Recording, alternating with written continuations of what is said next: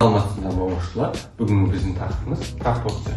Пропорция деген екі қатынастан тұратын теңдеуді бізде пропорция деп аламыз.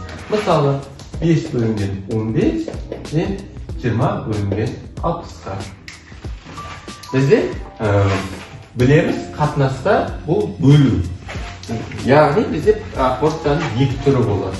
Біріншісі А бөлінген Б және С бөлінген Д-ға, екінші түрі А бөлінген Б және С бөлінген Д-ға.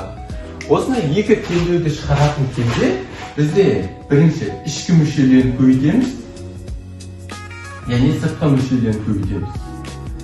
А көбейтілген Д және Б көбейтілген С-ға. Ал екінші біздің пропорциямызда көбелек әдісі қолданылады. Яғни А-ны Д-ға, В-ны С-ға.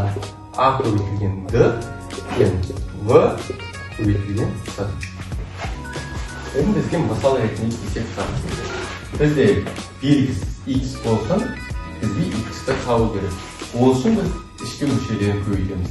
Яғни 20-ны 2-ге, 5-ті X-ға.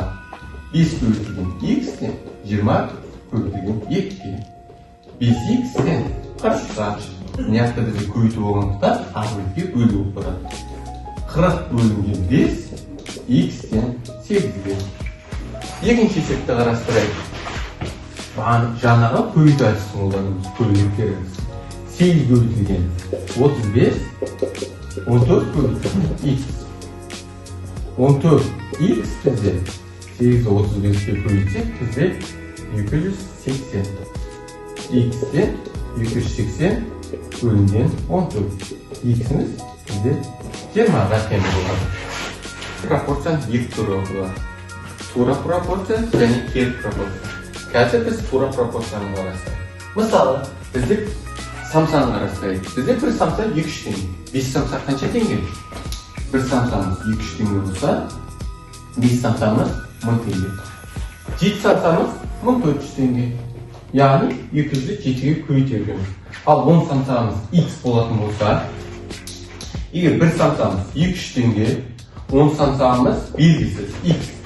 Бұяқта тура пропорцияда көбелек әдісін шығарамыз. Бірді X-ға көбейтеміз, 200-ді 10-ға көбейтеміз. Сонда біздің 10 самсамыздың бағасы 2000 теңге болады. Дәл сондай сияқты қалған есептерді шығарсақ болады. Мысалы бізде 5 самсамыз 1000 теңге деп берілсін, енді бізден 7 самсаны сұраса, бізге 7 самсаның бағасы берілсін. Дәл жаңа пропорция арқылы шығарамыз.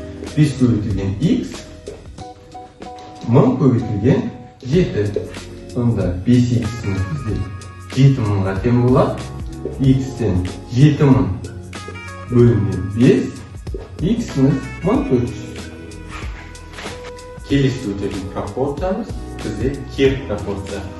Кері пропорцияда мысалы біз оқша үй тапсырмасына 48 есеп берейік. Бір оқшы оның жалғыз өзі 48 есептің бәрін шығарады. Ал егер оған көмекке екінші дос баласы келіп, екеуі бірге шығаратын болса, әрқайсысы қанша есептен шығарады?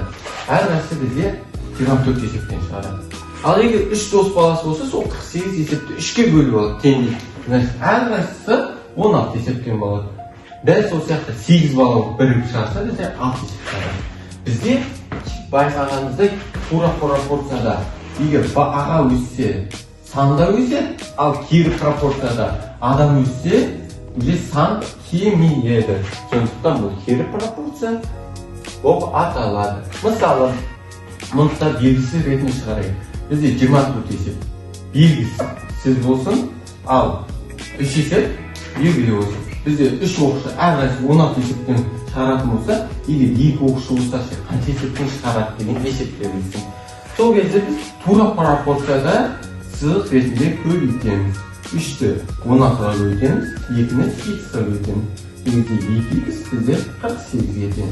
X-тен 24-ге. Сонда бізде әр оқшы 24 есептен шығарады.